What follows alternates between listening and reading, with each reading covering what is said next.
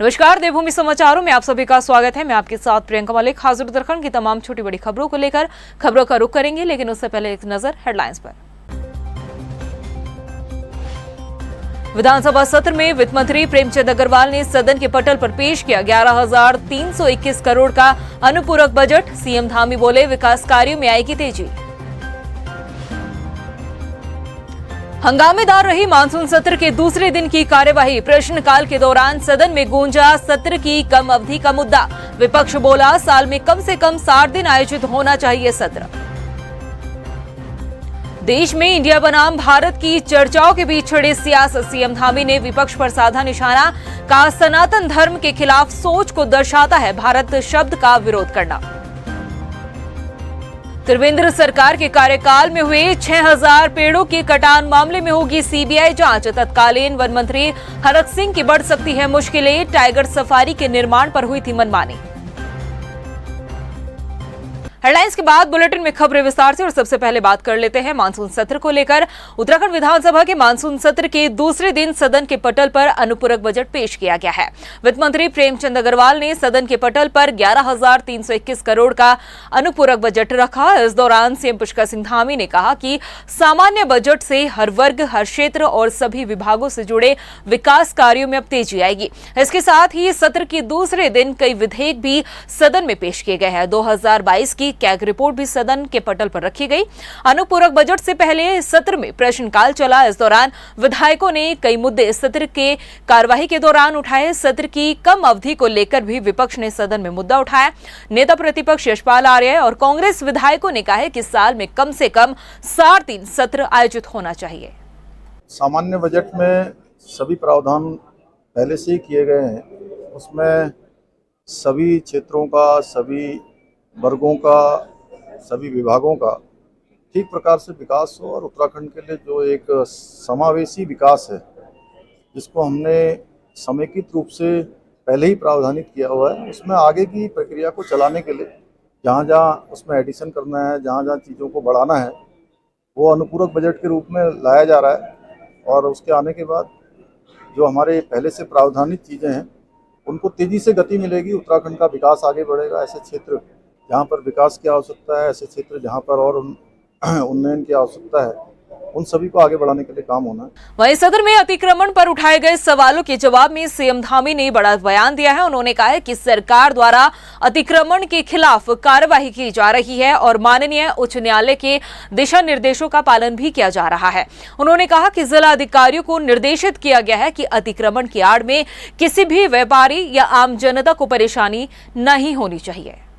अतिक्रमण के मुद्दे पर मैंने कल भी एक सभी को निर्देशित किया है कि माननीय न्यायालय का जो आदेश है, और उसके क्रम में सभी जिलाधिकारियों को हमने निर्देशित किया है, सभी जिलाधिकारियों को कहा है कि इसकी आड़ में जो हमारे सामान्य व्यापारी वर्ग के लोग हैं, आम जनता के लोग हैं, सामान्य जनता के लोग हैं, उत्तराखंड के रहने वाले किसी भी व्यक्ति को अनावश्यक रूप से परेशान न किया जाए।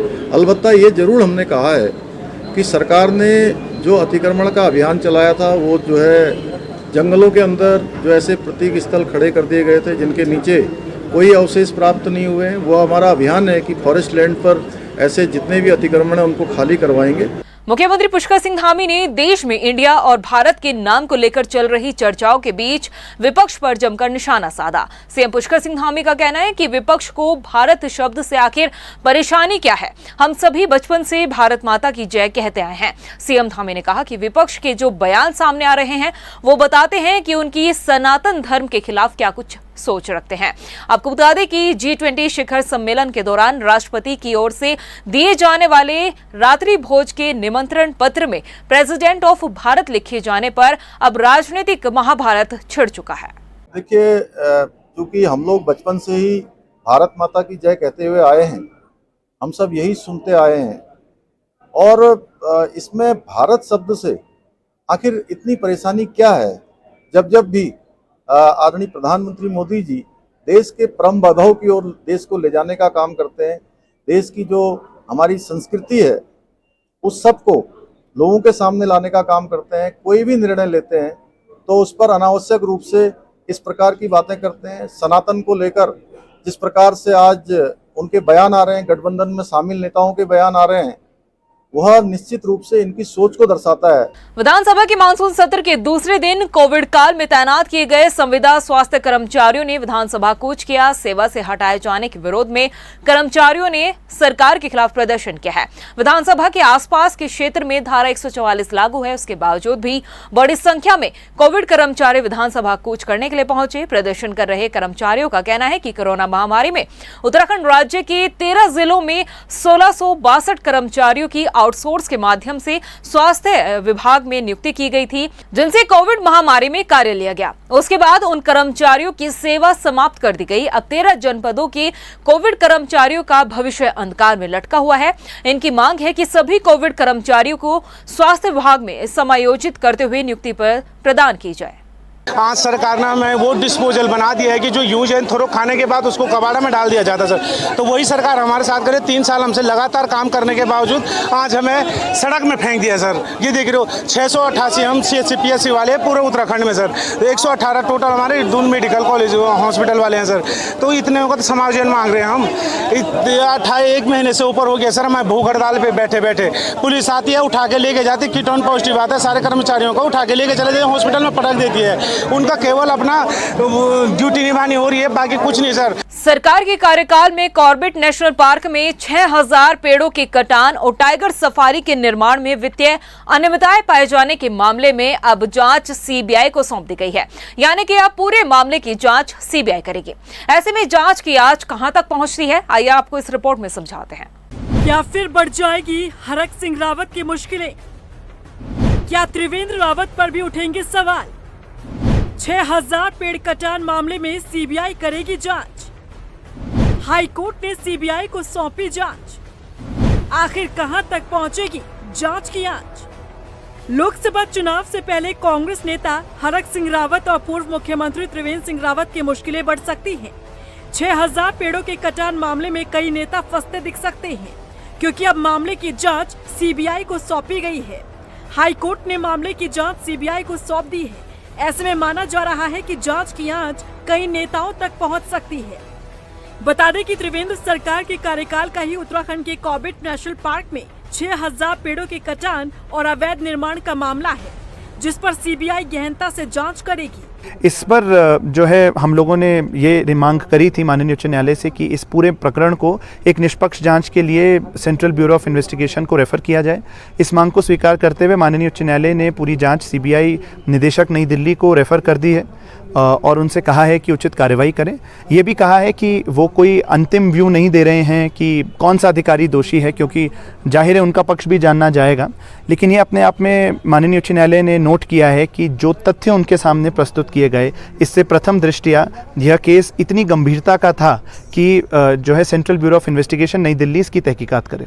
हालांकि इस मामले में मौजूदा वन मंत्री सुबोध उनियाल का बयान हैरान करने वाला है। वो इस आदेश के खिलाफ सुप्रीम कोर्ट जाने की बात कह रहे हैं। अरे भाई देखिए, मैंने आपसे खुद ही कहा है कि अगर हमको लगेगा कि निर्णय के परीक्षण करने के बाद कि उच्चतम न्यायालय में जाकर अपील करने की आवश्यकता तो अपील करेंगे। सरकार किसी पूर्वाग्रह से ग्रसित होकर के हम नहीं करेगी। माननीय उच्च न्यायालय का निर्णय है, तो आप भी जान रहे हैं न्यायालय का प्रश्न। एक तरफ जहां मंत्री सुबोध उनियाल का हीला हवाली वाला बयान सामने आया है, तो वहीं कांग्रेस नेता प्रीतम सिंह ने सत्ता पक्ष पर आरोप लगाया है कि CBI का डर विपक्ष को दिखाया जा रहा है। देखिए, जो पाखरू में जो है पेड़ कटान का मामला है या अवैध निर्माण का मामला है, ये मामला न्यायालय में था। हाईकोर्ट ने एक निर्णय लिया है। मैं हाईकोर्ट के निर्णय पर कोई टिप्पणी करूं कदापि उचित नहीं है। लेकिन सत्ता पक्ष के लोग लगातार जो है विपक्ष के लोगों पर जो है CBI ED इनकम टैक्स का जो है प्रयोग करने का काम कर रही है और आवाज़ दबाने का प्रयास कर रही है। और मैं समझता हूं कि न्यायालय ने CBI जांच के आदेश किए हैं। हरक सिंह जी उस पर पाक साफ होकर के निकलेंगे और ये दायित्व तो उन अधिकारियों का बनता था जिन अधिकारियों ने इस कृत्य को करने का काम किया। बता दें कि हाल ही में विजिलेंस की टीम ने कांग्रेस नेता और पूर्व मंत्री हरक सिंह रावत के ठिकानों पर छापेमारी की थी, जिसमें टीम ने 2 जनरेटर जब्त किए थे, जिन्हें सरकारी पैसों से खरीदा हुआ बताया गया। हालांकि इस छापेमारी के बाद सूबे की सियासत में बयानबाजी का दौर भी चला। पूर्व मुख्यमंत्री त्रिवेंद्र सिंह रावत ने हरक सिंह रावत पर चुटकी लेते हुए कहा कि पाप का घड़ा एक दिन जरूर भरता है। जिस पर हरक ने भी पलटवार करते हुए त्रिवेंद्र सिंह रावत पर सवाल दागे कि यदि मैं भ्रष्ट था तो मुझे मंत्री क्यों बनाया। कई हद तक हरक सिंह रावत का ये सवाल लाजमी भी है कि सूबे की कमान सरकार के मुखिया के तौर पर उस समय जिम्मेदारी निभाने वाले त्रिवेंद्र सिंह रावत ही थे, तो क्या त्रिवेंद्र सिंह रावत अपनी आंखों के सामने चुपचाप भ्रष्टाचार होता देखते रहे? क्या त्रिवेंद्र सिंह रावत पाप का घड़ा भरने का इंतजार कर रहे थे? यदि मंत्री भ्रष्टाचार में लिप्त रहा तो मुखिया आखिर कहां पाक साफ रह सकता है? इस तरह के तमाम सवाल सियासी गलियारों में घूम रहे हैं, जिसका जवाब अब मिलेगा क्योंकि मामले की जांच सीबीआई को सौंपी गई है। दरअसल 2019 में जिम कॉर्बेट पार्क में जंगल सफारी बनाने को लेकर हजारों पेड़ काटे गए, साथ ही कंक्रीट के दीवारों के नाम पर सरकारी संपत्ति का दुरुपयोग हुआ। उस वक्त हरक सिंह रावत बीजेपी सरकार में कैबिनेट मंत्री थे और उन पर ही आरोप लगा था कि उनके संरक्षण में ही सरकारी पैसों और नियमों का उल्लंघन करके पेड़ों का कटान किया गया। बहरहाल अब देखना होगा कि सीबीआई की जांच की आंच कहां तक पहुंचती है। शिक्षा निदेशालय में रोजगार समारोह कार्यक्रम का आयोजन किया गया। कार्यक्रम में सीएम पुष्कर सिंह धामी ने 139 शिक्षकों को नियुक्ति पत्र प्रदान किए हैं। नियुक्ति पत्र हासिल कर नवनियुक्त शिक्षक काफी उत्साहित नजर आए। इस मौके पर सीएम पुष्कर सिंह धामी ने कहा कि हमारी सरकार नकल विरोधी अध्यादेश लाई है और हमारा संकल्प है कि प्रदेश के सभी विभागों में खाली पड़े पदों को भरने के साथ ही परीक्षाएं पारदर्शी तरीके से करवाई जाए ताकि देवभूमि का युवा अपनी मेहनत से अपना उज्जवल भविष्य बना सके। देखिए, हमारे देश के यशस्वी प्रधानमंत्री आदरणीय मोदी जी ने 1 साल के अंदर जो 10 लाख नौजवान युवाओं को रोजगार देने का जो संकल्प लिया है, लक्ष्य लिया है, उस क्रम में उत्तराखंड की सरकार भी लगातार हमारे विभिन्न विभागों में इस प्रकार के कार्यक्रम कर रही है और जो अध्याचन हमारे रिक्त हैं उन सभी को हम लोक सेवा आयोग को या अधीनस्थ सेवा चयन आयोग को लगातार भेज रहे हैं। हमारी प्राथमिकता है कि जितने भी सरकारी पद जहाँ भी खाली हैं उन सबको अध्याचन के रूप में निकालें, उन सब की विज्ञप्ति जारी करें और कैलेंडर के अनुरूप निष्पक्ष रूप से सभी को सेवा का अवसर मिले। देखिए, एलटी के हमारे जो पद रिक्त थे और जिस पे यूकेएसएससी ने अपना अध्याचन भेजा था, करीब 450 हमने प्रथम चरण में नियुक्ति पत्र दिए थे और 230 लोगों को करीब हमने आज वितरित किया है, जिसमें से करीब 200 लोग आए थे। जो नए हैं उनको हम ज्वाइनिंग लेटर वहीं भेज देंगे। और अभी हमारा यूकेएसएससी ने आज भी नोटिफाइड किया है जो करीब 700 पदों के लिए एलटी के पदों पर चयन के लिए परीक्षा आयोजित की जाएगी। इसके अलावा जो रिक्तियां हैं वो रिक्तियों का भी अध्याचन भेजने का कार्य हमने किया है और गढ़वाल मंडल की हमने भेज दिया, कुमाऊं मंडल की शीघ्र ही वो रिक्तियाँ हम अध्याचन भेज रहे हैं। हल्द्वानी में जिला कार्यालय स्वराज आश्रम में जिलाध्यक्ष के नेतृत्व में बैठक का आयोजन किया गया। बैठक में जिले के 18 ब्लॉक अध्यक्ष और नगर अध्यक्ष शामिल हुए। इस बैठक में आगामी चुनाव की रणनीति पर मंथन किया गया। नेताओं ने प्रत्याशियों के चयन के अलावा क्षेत्र के मुद्दों को लेकर भी सुझाव दिए हैं। देखिए, आज हम लोगों की यहाँ पर हमारे जितने भी नैनीताल जिले के अंतर्गत आने वाले 18 ब्लॉक और शहर अध्यक्षों की आज बैठकें मैंने यहाँ बुलाई है और उसमें सभी जो विधानसभा के हमारे प्रत्याशी रहे हैं और जो हमारे विधायक प्रत्याशी रहे हैं वो उन सबको यहाँ पर बुलाया गया है।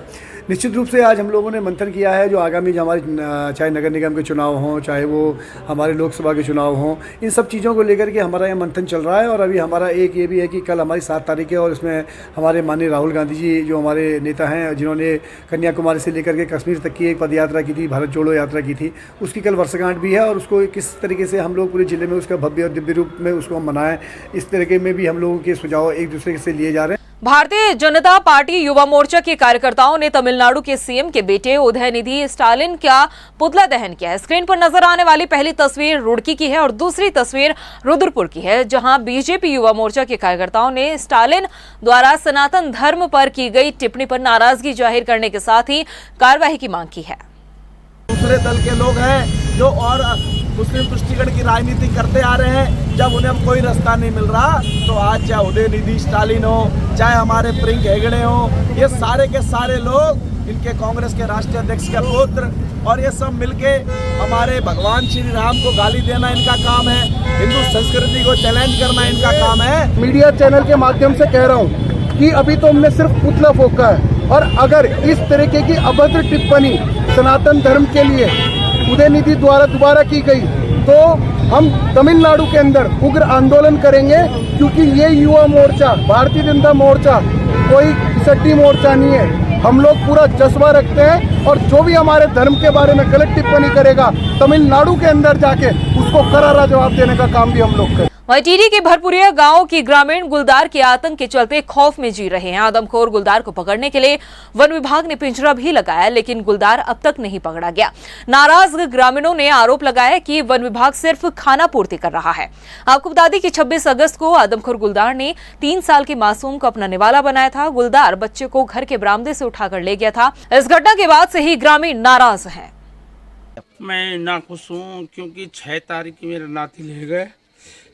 मेरे अंदर आक्रोश है और मेरे जनता कोई साथ ना विक्रम नहीं दे रहा, ना विजय पवार दे रहा, ना वो प्रमुख दे रहा है। पूरी कोई यहाँ का कोई नेता मेरे साथ नहीं दे रहा, ना मेरे गांव का जनता प्रधान कोई मेरा साथ नहीं दे रहा। मैं एक तरह अपंग हूँ, कोई मेरा साथ नहीं दे रहा। मेरा नाती और आज तक कोई कार्रवाई नहीं हुई। क्या हो रहा है? अत्याचार नहीं हो रहा मेरे साथ। मैं सपोत उनियाल जी से बात की, अब बचान पोखरियाल से बात की, कोई उसका जवाब नहीं दे रहा। हल्द्वानी के वानिकी अनुसंधान संस्थान में श्री कृष्ण वाटिका तैयार की गई है। इस वाटिका में भगवान कृष्ण की जीवन लीलाओं से जुड़ी 5 वनस्पतियों को संरक्षित किया गया है। आपको बता दें कि 5 वनस्पतियां कृष्णवट, कंदब, मोलश्री, कृष्ण कमल और वैजयंती है, जो मौजूदा वक्त में विलुप्त होने के कागार पर है, लेकिन वाटिका में इन पौधों को लगाकर संरक्षित करने का काम किया गया है। देखिए, वन अनुसंधान केंद्र ने विगत कई सालों से यहाँ पे कृष्ण वाटिका बनाई है। इस कृष्ण वाटिका में मुख्य रूप से 5 प्रजाति हमने रोपित किए। भगवान कृष्ण को जो सबसे प्रिय था वैजयंती माला, जो जिसकी वो माला पहनते थे, तो वैजयंती का पौधा है। माखन कटोरी जिसको कृष्ण वट कहा गया है, उसका पौधा लगाया गया है। मौलश्री जिसको बकुल भी कहा गया है, जो घना आवरण का पौधा होता है जिसमें शायद वो छुपते होंगे, वो भी यहाँ पर लगाया हुआ है। कृष्ण कमल जिसको राखी बेल भी बोलते हैं, वो भी लगा हुआ है। और कदम्ब भगवान कृष्ण के लिए कहा गया, कूल कदम्ब की डायरेक्ट उनके चौपाई गाई गई है। तो ये सारे 5 प्रकार के पौधे यहाँ पर लगाए गए हैं और यहाँ पर जितने भी आने वाले आगंतुक हैं, स्कूल के छात्र हैं, विद्यार्थी हैं, शोधार्थी हैं, वो सब इस वाटिका का अवलोकन करके इन वनस्पतियों के बारे में जानकारी लेते हैं। वहीं गदरपुर खंड विकास अधिकारी कार्यालय में तहसील दिवस का आयोजन किया गया, जिसमें जिलाधिकारी के अलावा संबंधित विभाग के अधिकारी मौजूद रहे। तहसील दिवस में आए 30 में से 7 समस्याओं का मौके पर निस्तारण किया गया। इस मौके पर जिलाधिकारी ने कहा कि जनता की समस्या का समाधान करना सरकार की पहली प्राथमिकता है। उद्देश्य यही है कि यहाँ पर लोगों की जो दरखास्त आए उनको लें और नियत समय के भीतर उनका निस्तारण करें और उन शिकायतों का निस्तारण जो भी हो उसकी रिपोर्ट भी तैयार करें और उसकी भी मॉनिटरिंग होती है।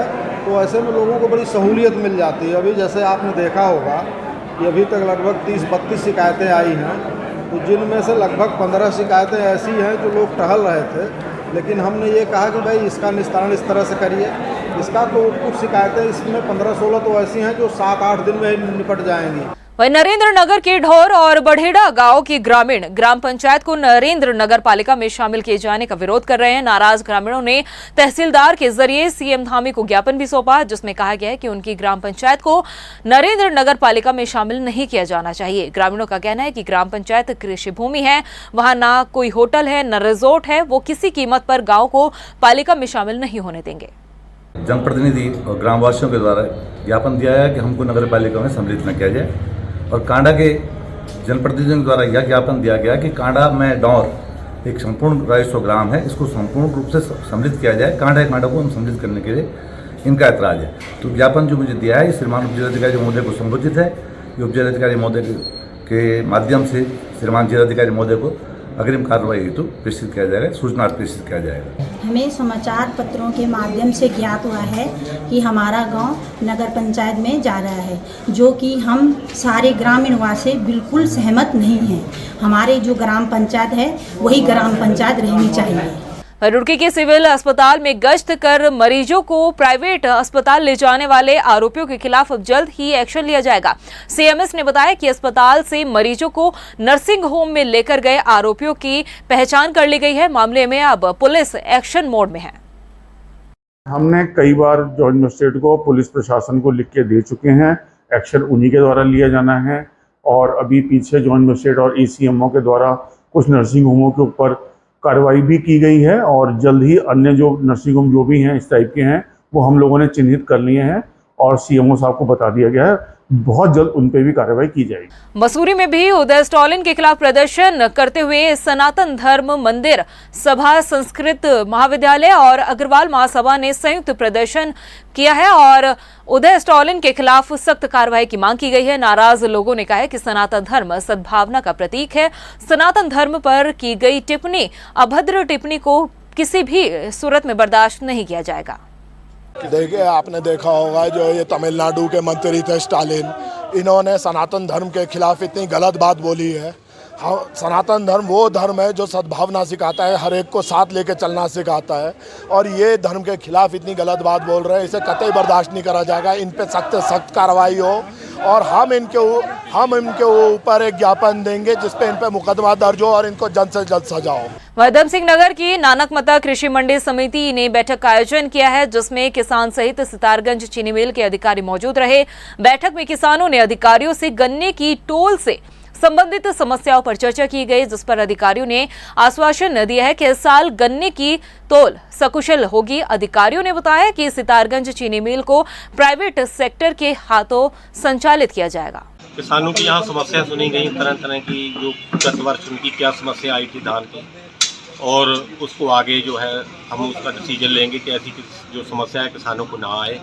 और हमारे आज कई भारतीय किसान यूनियन से खुश होकर कई सदस्यों ने आज सदस्यता ली है। हमारा परिवार भारतीय किसान यूनियन का बड़ा बना है। आज ये चीनी मिल अब पहली बार प्राइवेट में आई है, तो हम लोग पूरा अपना प्रयास करेंगे कि अच्छी से अच्छी सुविधा व्यवस्था रखें और टाइमली पेमेंट करेंगे, क्योंकि हमारी फैक्ट्री इस साल 32,500 कैपेसिटी की हो गई है, चलाएंगे।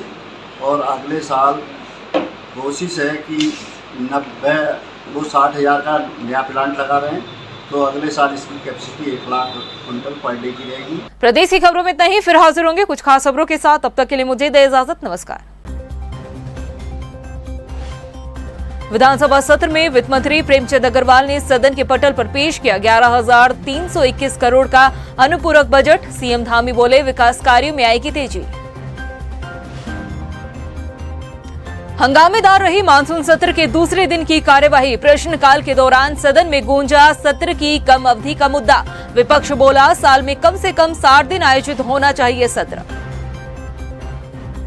देश में इंडिया बनाम भारत की चर्चाओं के बीच छिड़ी सियासत। सीएम धामी ने विपक्ष पर साधा निशाना, कहा सनातन धर्म के खिलाफ सोच को दर्शाता है भारत शब्द का विरोध करना।